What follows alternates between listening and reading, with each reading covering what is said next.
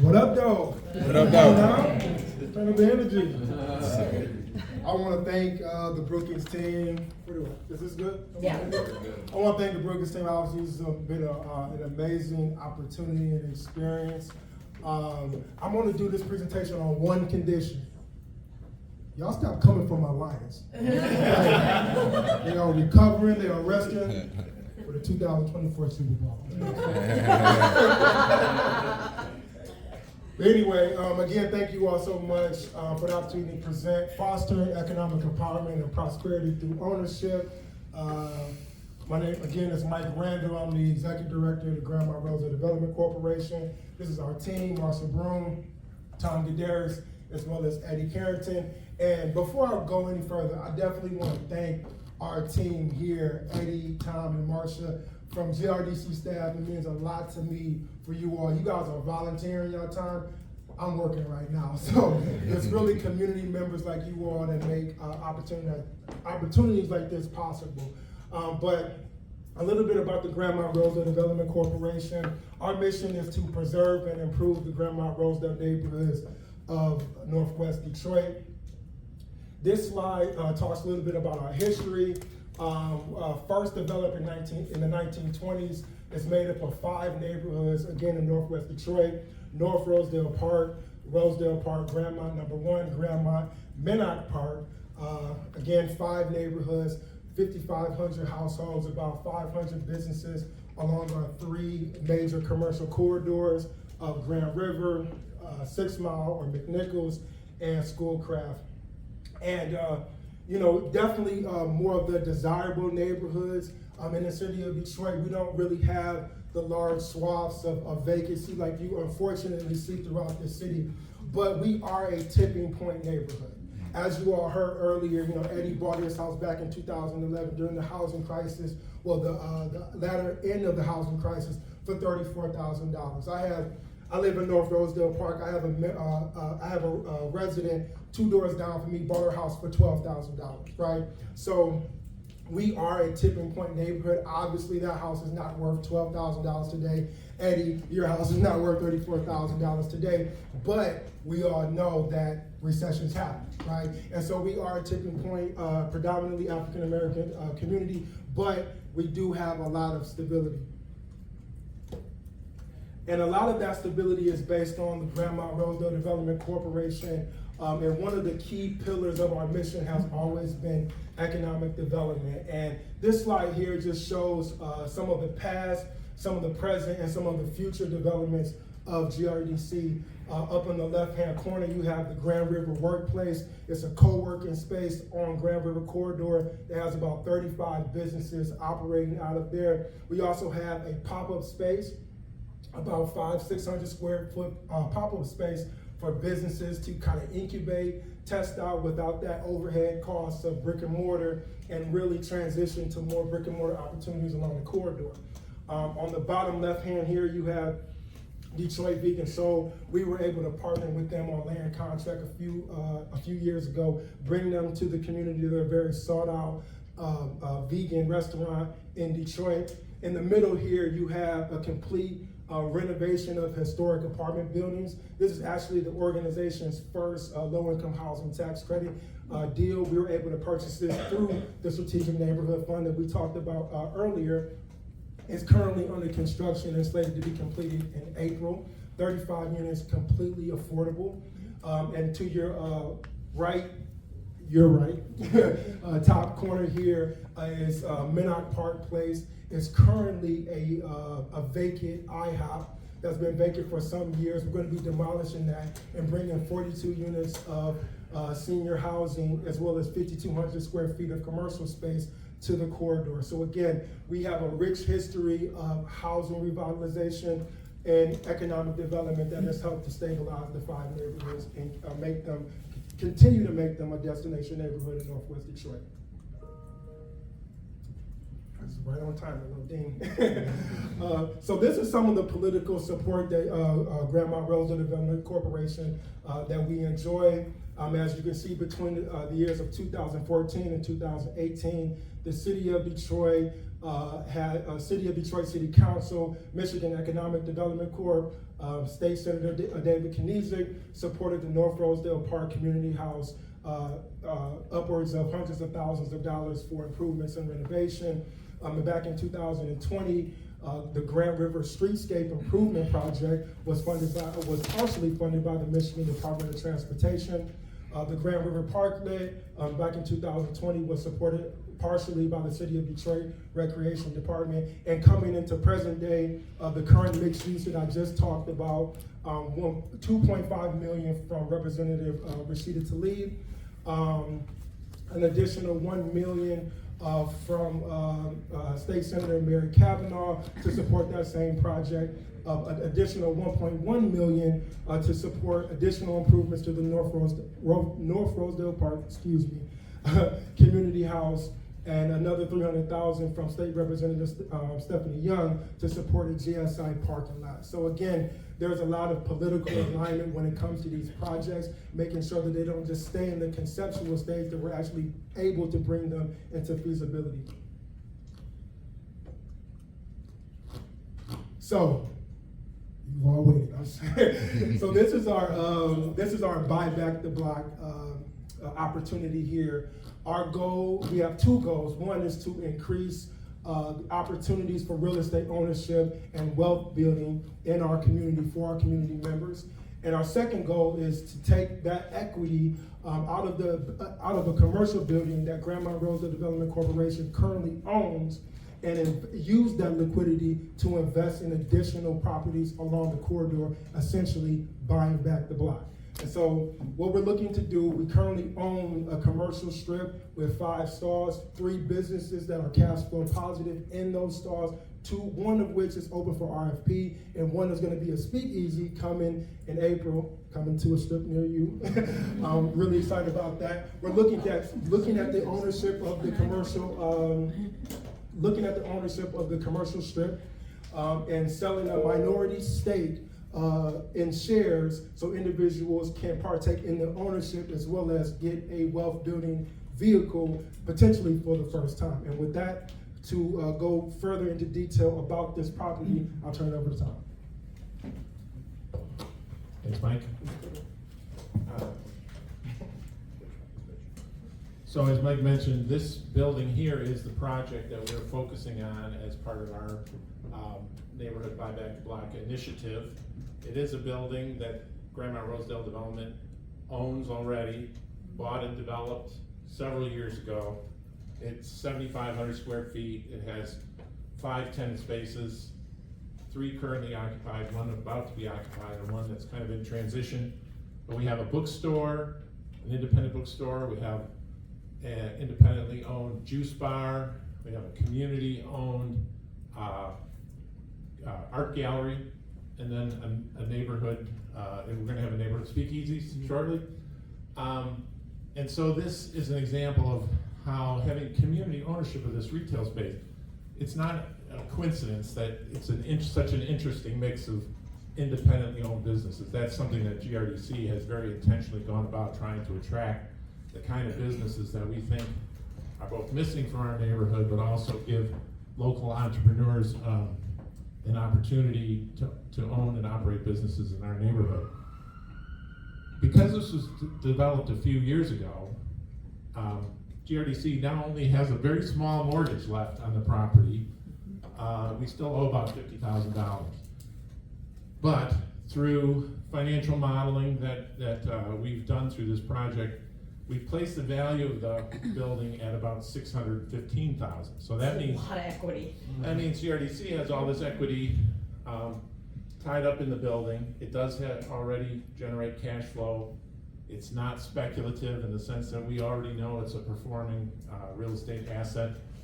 And so, let's try the next. Well, the next one just shows you the pro forma. I won't go into a lot of detail. Oh, I got the control. I won't go into a lot of detail unless you have questions about it, but we already know that this is a good investment, that it generates income, that there's demand from the community to rent spaces from us, and And so really the project is to recapitalize this successful project by offering an opportunity for investment to residents in the neighborhood and surrounding neighborhoods to be part of the redevelopment of this building, and to tap that equity that the community through GRDC already has to go on to do more projects, and we'll talk about those in a minute. So, launching the Community Ownership Initiative, this is essentially what we need.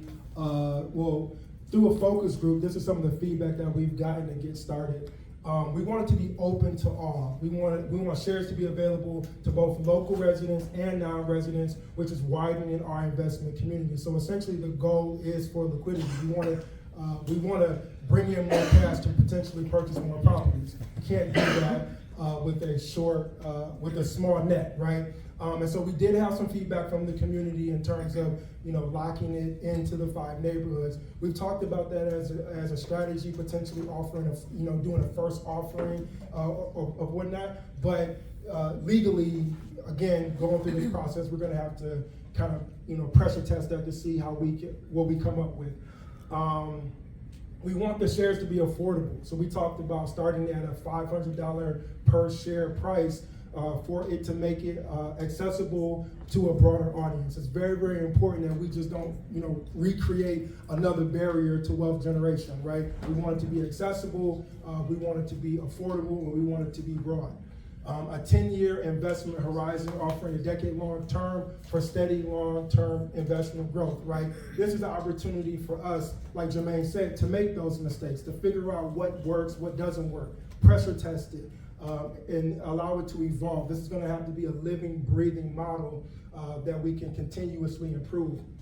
And also stable leadership by GRDC. With our 51% ownership stake in this initiative, it guarantees consistent management and alignment with community goals. We have great board governance. Our board is made up of community members. I'm a community member, right? And so that's how you can guarantee consistent management, alignment, and community goals. So here's our KPIs for success. Community awareness and education. We want to launch an extensive campaign to inform and educate the community about this unique investment opportunity. It is very, very important that financial education and awareness be a part of this initiative, and it's continual, right? That it's not just a one-stop, just do a campaign and it's just like something that we did, and it's a pamphlet that lives behind, somebody's house or in their trunk or in the back of their car, right? We want this to be a continual engagement process of education.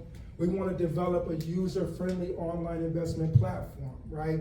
We have the technology, the Robinhoods of the world, not invoking that as some type of standard, but the goal is for a user-friendly experience for individuals to be able to track online performance, invest, monitor their investment, and stay up to date on how their investment is performing, right? We need to have a defined exit strategy, right? Establish clear guidelines for share selling or transferring or lock-in periods and the like, right? It's very, very important that individuals understand that, but all of that ties back in to community awareness and education.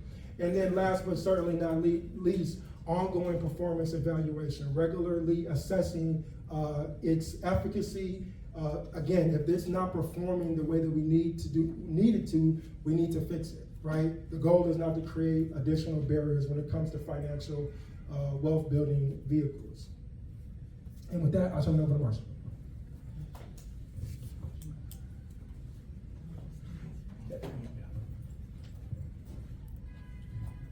Obviously, the success of all of this is going to be dependent on a lot of investment from the neighborhood. That's the hope. We are fortunate in our Grandmont Rosedale community of having a long history of neighborhood investment. So at the top, 1924, that's 100 years ago, when our neighborhoods were forming, they were far, far from downtown Detroit, miles away, and they had to the new residents had to create their own community, their own activities, their sense of togetherness. So at that time, the men of the neighborhood built a small clubhouse, built it themselves. And to do that, they raised the money through donations and a $200 loan. Well, about 10 years later in the 1930s, that clubhouse was too small, and so plans were being put together for a 2-story all-brick community house. And to fund that, they sold participation shares to residents in the neighborhood for $25 each with a 10-year redemption period, and built in 1939 the community house. So now it's 75 years later or so, in 2012, the community house is almost 75 years old. There's been some upgrades, but there's also a lot of deferred maintenance in both the community house and its surrounding 7-acre park. So in 2012, the Legacy project was launched. And over the next 7-8 years, the association and all of the leadership that was involved, and I was very involved in that process, we raised almost $2 million for upgrades to the community house and the park. And I want to stress that over $400,000 of that $2 million was raised from donations from current and former residents of the neighborhood and friends. So I just want, that $25 investment is inflation adjusted $529, $530. So this is incredible that you uncovered this history. You guys are amazing. Yeah, and obviously that community activism that started in the 1920s, 100 years ago, has continued to. Here we are, still grinding.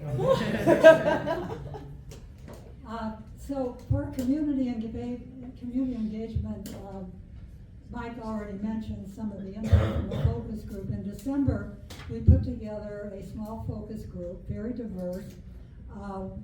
It was comprised of, or is comprised of local business owners, head of a local foundation, as well as long-time community activists, people who have been supported through the years of activities in our neighborhood. And we were really gratified because the response at that meeting, our first focus group meeting, was so positive. In fact, people were just eagerly waiting, some of them, for an opportunity to get involved in a project like this. So with that, I'll turn it over to Mike, or to Tom. Let's see. Yes, or from Motormouth, okay.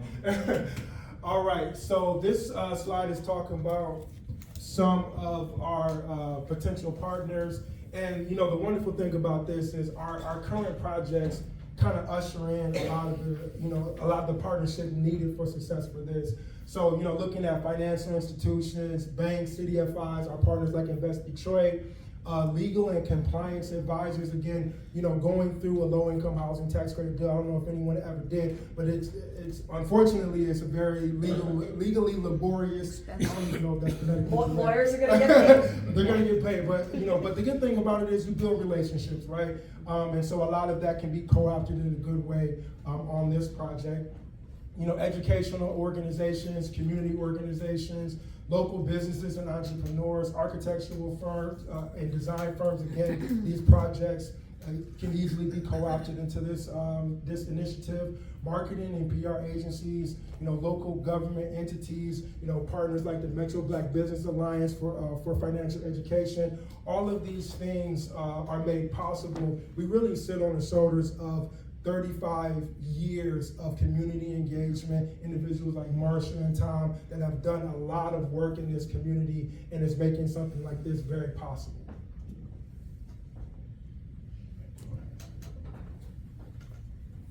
Okay, and as Mike said earlier, part of our project is to look not only at the the building that we've described, but how we could take equity out of that building and then replicate this project or this type of project again within our commercial corridor.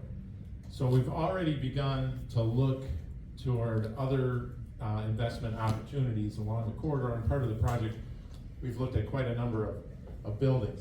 I don't want you to have the wrong impression about our neighborhood. Just because Eddie was so smart to buy his house in our neighborhood when values had plummeted after the financial crisis, the neighborhood has really come back. Residential property values have come back, and it is a neighborhood that has a tremendous amount of retail leakage. You know, there's a lot of buying power in the neighborhood that can't find, you know, the places within our community. People are leaving the community to get a lot of their basic retail and service needs met. And so Grand River Corridor, in fact, right here in this picture is Charity's coffee shop. Grand River Corridor is relative to much of the city of Detroit, it's a pretty strong corridor. And we do feel like there's a lot of opportunity to replicate and to do more commercial development within the neighborhood. And potentially, this first project is successful, use that as a model and build off the momentum to continue to use this as a neighborhood development strategy. So our reunion's gonna be a charity spot? I heard speakeasy.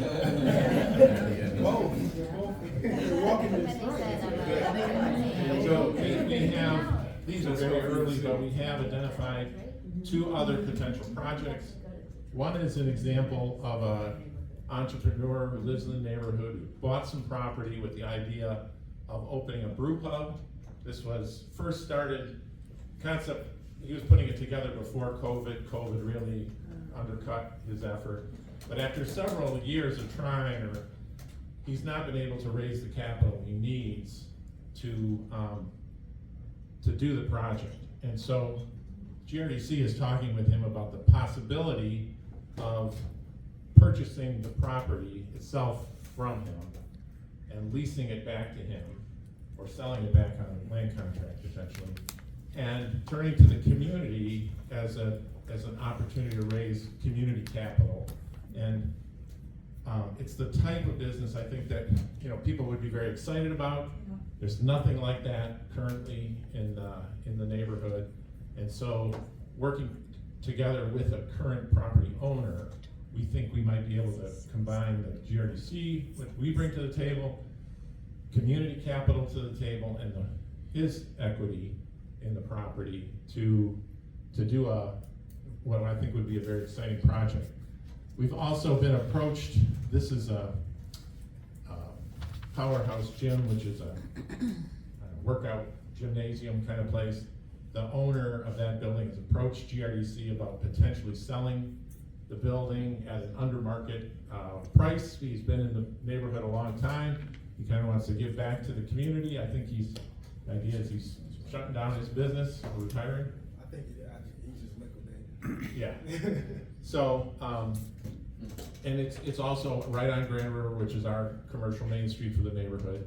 It's a good building with a parking lot, and its potential is, there's a lot of potential there for all kinds of either single tenant or multi-tenant. I see Charity.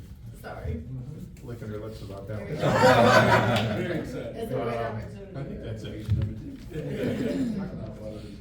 So again, just want to thank the Brookings team, Lanier, Tracy, everyone. This has been a fantastic opportunity.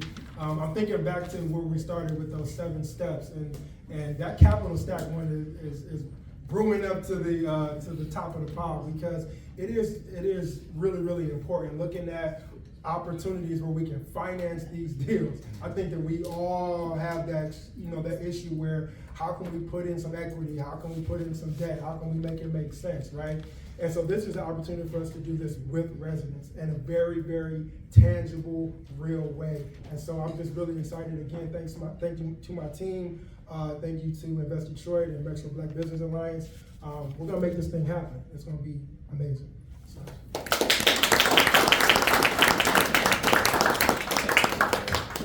You You guys are all so inspiring. Okay, is everyone starving?